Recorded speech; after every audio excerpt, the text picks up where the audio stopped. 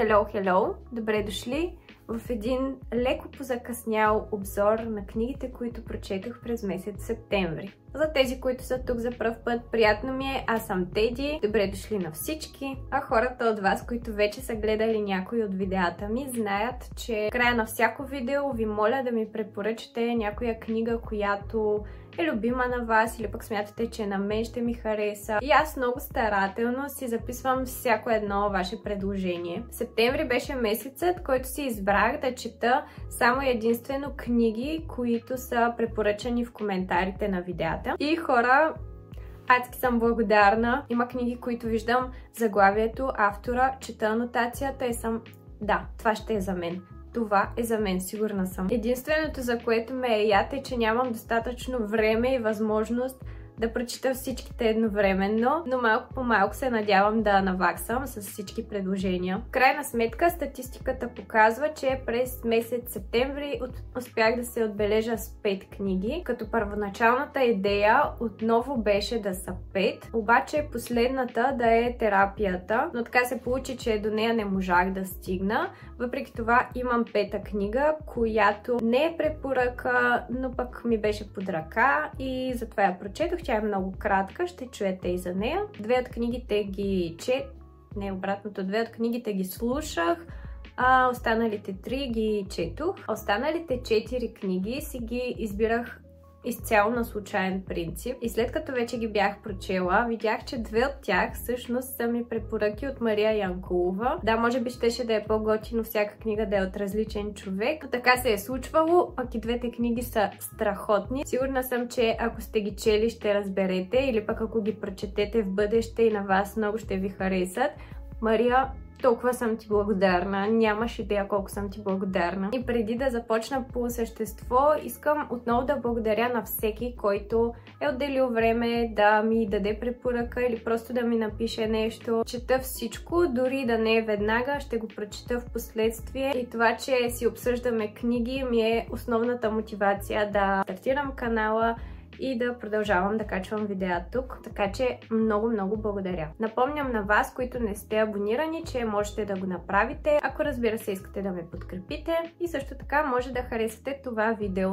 Хайде сега да започваме. И така, книгата, с която ще започна, е Градината на самурая от Гео Цукияма. Споделям ви с 2 думи за какво се разказва. Основното действие в Градината на самурая се развива в малко селце в Япония, въпреки че главният герой Стивън е родом от Китай. Това малко селце се нарича Таруми. Животът там е много спокоен и сякаш е леко откъснат от останалия свят. По същото време обаче, в края на 30-те години на миналия век, между Китай и Япония се води война, като в началото на тази война японците отбелязват големи победи и именно тази част от историята е засегната в книгата. Главният герой Стивън е изпратен от семейството си, в частност от баща си, в това малко селце, защото е болен от туберкулоза и има нужда да е на някое тихо, спокойно място, за да се възстанови. Трудно ми е да ви опиша с думи колко ми беше приятно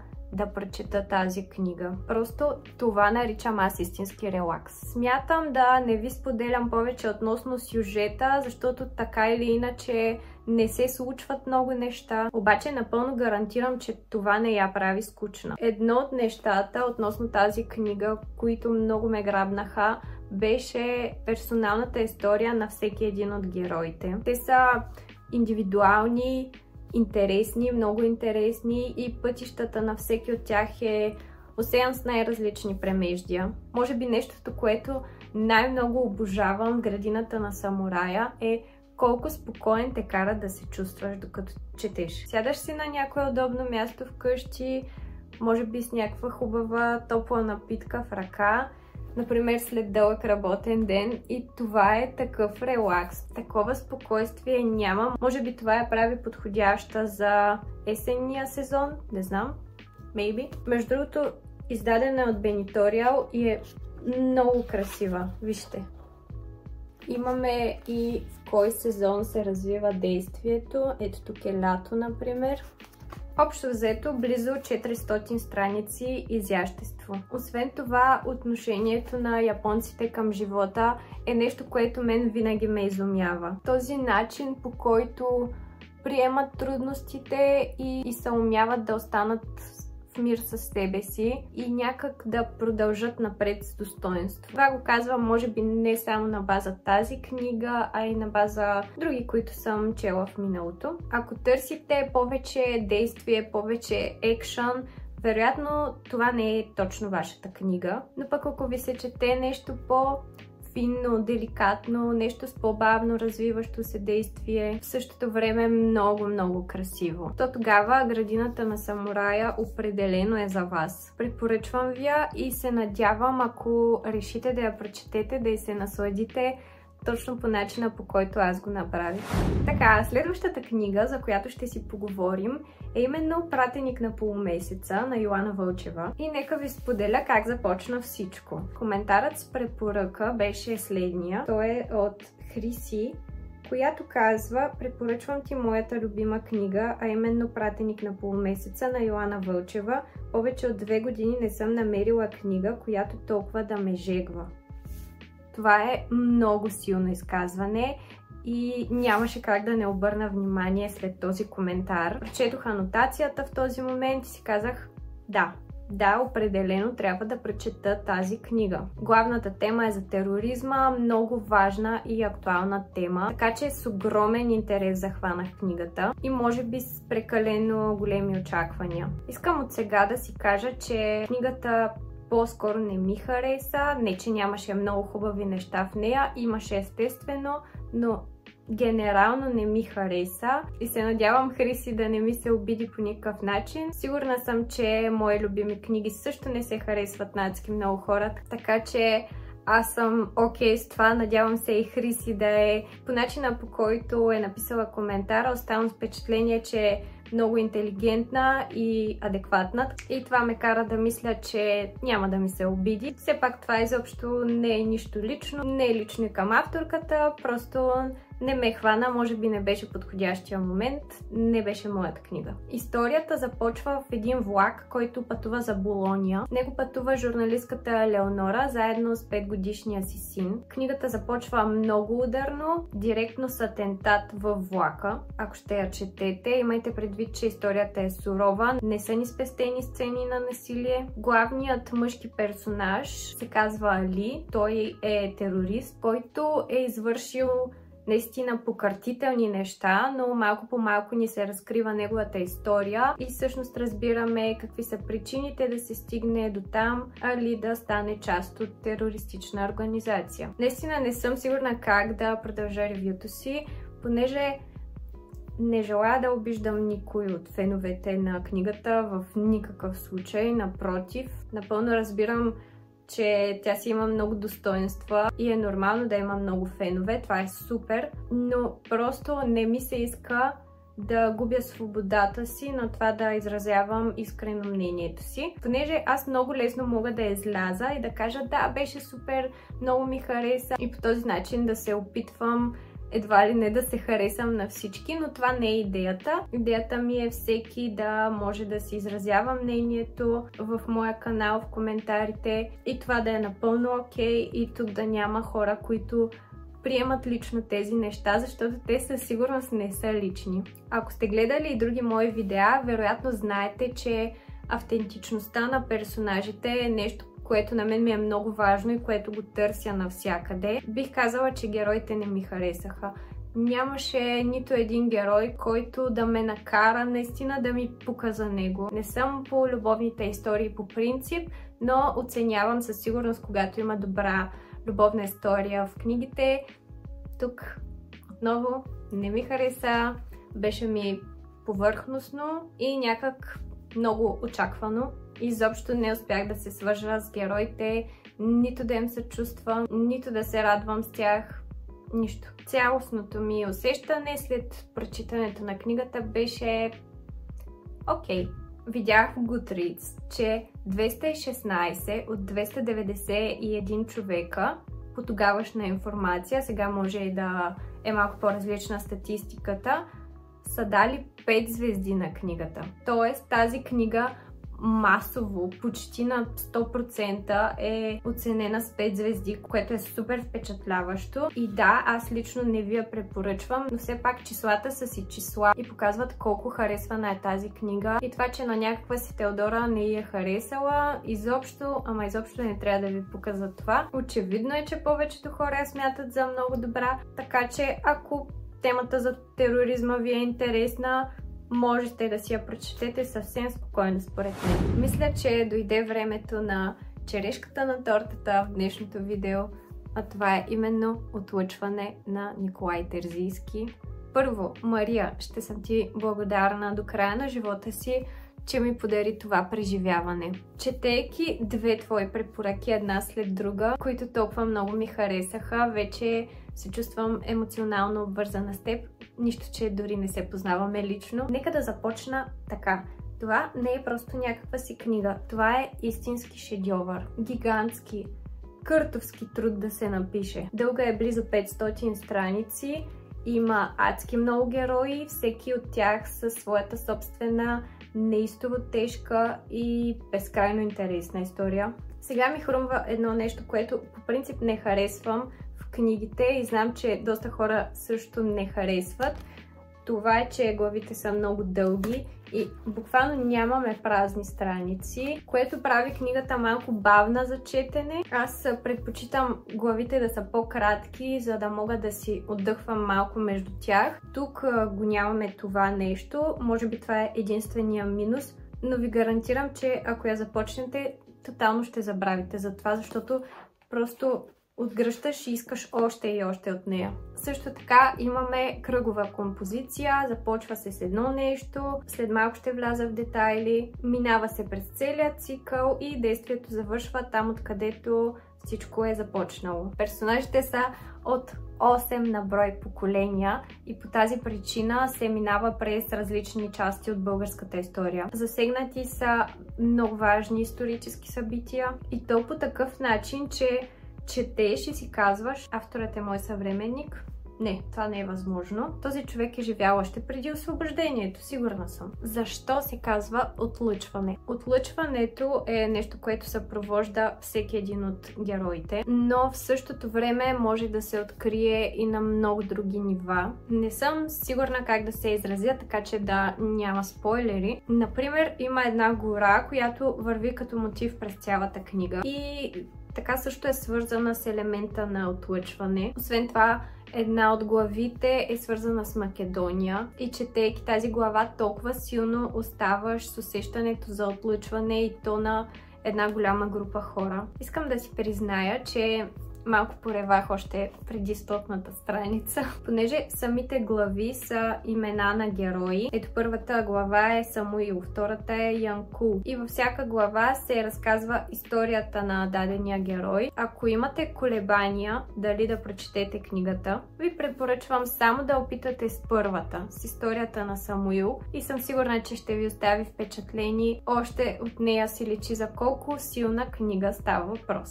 На някои места са използвани диалекти, това е нормално и това също показва колко много труд е вложен в създаването на книгата. Така, от тук нататък смятам да навляза малко повече в детайли, така че ви предупреждавам. Възможно е да има спойлери, още не знам какво точно ще кажа, но е възможно да има такива, така че ако не желаете да ги чувате, просто преминете към следващата книга, ще оставя таймстамп. Ако в момента само слушате това видео, например чистите, давам ви 5 секунди да дойдете до тук и да скипнете тази част. Окей, край. Който скипнал. Родствената принадлежност е нещото, което свързва героите от различните поколения. Края на книгата е поместено родословно дърво, на което аз хвърлях око по време на четене на книгата. Може би ако човек не желае да си издава нищо, не трябва да гледа това родословно дърво, но аз лично нямам никакви проблеми с това да знам какво ще се случи. На мен ми е интересен начинът, по който се стига до там, затова нямам нищо против спойлерите. Последният роден човек от това дърво е Мария и историята започва именно с едно писмо, написано от баща и Самуил до нея. В него Самуил разказва цялата си история, всъщност цялата обща история между него и любимата му Елена, майката на Мария, като стига до ден днешен. След това в следващата глава имаме историята на Янкул, който е дядото на Самуил, и неговата история е също толкова завладяваща и тежка, в същото време много красиво написана. И през следващите няколко глави са поместени историите на други мъже от същия род, от рода на Самуил. А след тези глави започват дамските глави, аз така ги наричам, т.е. тези, в които се разказват историите на жените от рода на Елена. Като там се започва от най-далечната история и в крайна сметка се стига до Елена и след това Мария. Мария, детето на Елена и Самуил, т.е. там, откъдето сме започнали. Хората толкова много ми хареса, скоро не ми е харесвала толкова много книга. Аз наистина вярвам, че това е книга на световно ниво, обаче все пак тя носи някакво чувство на българщина. Много тясно свързана е с историята и вярвам, че би се харесала на абсолютно всеки българин, който я прочете. Толкова е дълбока, интересна. Нямам търпение да прочета и други книги от същия автор. Вече имам огромни очаквания за тях. Много ще се радвам, ако и вие сте я чели, да ми споделите мнението си, защото някак имам нужда да си я обсъдя с някого. Препоръчвам ви я много силно. Се надявам наистина да намерите време, защото със сигурност си заслужава. Книга номер 4 е Останалото е мълчание от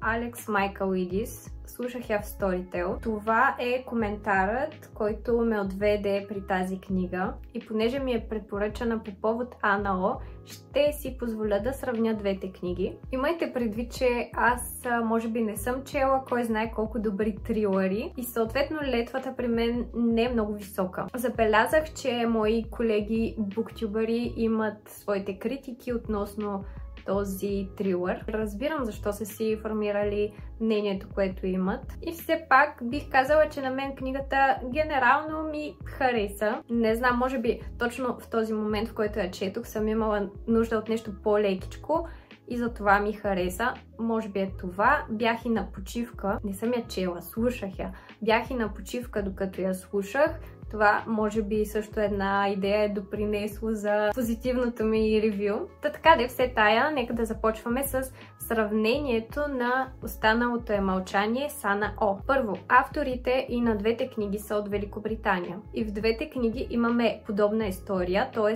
жена, която е обвинена в убийство, след като е била открита до нечий труп. Конкретно в Останалото е мълчание главната героиня е открита до мъртвото тяло на съпруга си. Докато в Ана О обвинената в убийство Ана заспива за много дълъг период от време след извършването на престъплението. Тук главната героиня Алисия потъва в пълно мълчание. Още една прилика е, че и в двете книги имаме по един доктор, готин доктор, психотерапевт. Случая е Тео Фейбър, който е убеден, че може да помогне и адски много иска да помогне на Алисия, като отново я накара да проговори. Коя от двете книги смятам, че е по-добра?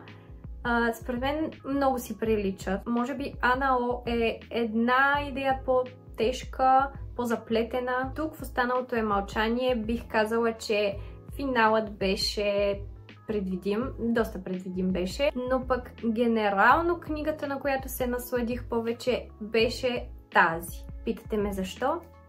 Не знам, това е истински отговор. Мисля си, че защото бях на почивка и наистина бях в много добро настроение и просто всичко ми харесваше и всичко беше цветя и рози. Дали това е адекватна причина да харесаш книга? Вероятно не. Случва ли се? Да, случва се. Обективно погледнато, Ана О би трябвало да е по-добрата книга. според мен тя беше по-малко предвидима, а това все пак за един трилър си е важно. Много ще ми е интересно да чуя вашето мнение. Ако сте чели Останалото е мълчание, моля ви, кажете ми какво е вашето мнение, защото аз съм, така както можете да видите съвсем нагледно, объркана по въпроса. Така че ще се радвам да има коментари. И така стигам до последната книга, която не е прочетена по препоръка. Това е именно Баба. Баба е сборник с разкази, чието съставител е Кремена Димитрова. Разказите са общо 16 и всеки е от различен автор. Правя една вметка. Аз съм човек, който има супер силна връзка с баба си. Баба ми, при която съм отгледана. За мен моята баба е най-добрият човек, не просто когато познавам, най-добрият човек, който се е раждал някога на тази планета. И съответно съм супер лесна за разчувстване на тема баба. Имайте предвид, че лично четох на баба ми някои от разказите и не можахме да се свържем с тях. Имаше два разказа от 16-те, които ме удариха емоционално и бяха просто страхотни. Единият, разбира се, е този на Боян Боев. Той се отличава супер много от всичко останало. А другият, който ми направи огромно впечатление, беше Много пътища, множество пъти от Иван Тотев. Дори бих казала, че този ми е най-любимия от целия сборник. Беше най-много и в темата. А относно разказа на Боян Боев, чувала съм много пъти, че той пише по невероятен начин. Чрез този разказ се убедих в това и сега съм си взела от един приятел, съм взела назаем Сайбиевата невеста. Това ще ми е следващата книга, която ще прочета, така че нямам търпение. Това, че аз съм един лайк, който говори рандъм неща в интернет, е безспорен факт. И все пак, имам ли право на мнение? Да.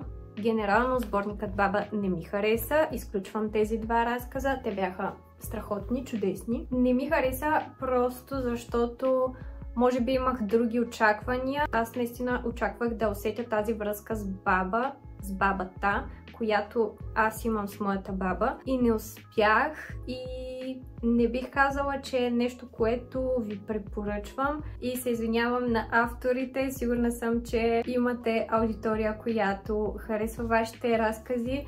Просто при мен случай е такъв, че харесах само два.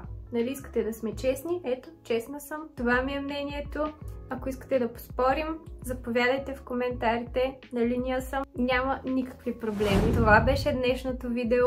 Много ви благодаря, че гледахте, че сте стигнали до тук. Гледала съм много пъти буктюбъри, които казват: ако сте стигнали до тук, напишете в коментарите нещо си. Не знам, това детско ли е, да го направим ли? Напишете в коментарите, не знам, честно сте второто ми име, ако сте стигнали до тук. И ако изобщо ви се занимава с тази глупост. Също така, ако ви се занимава, можете да харесате, да се абонирате. Ще съм много благодарна, както винаги, ако го направите. И ви казвам чао и до следващия път!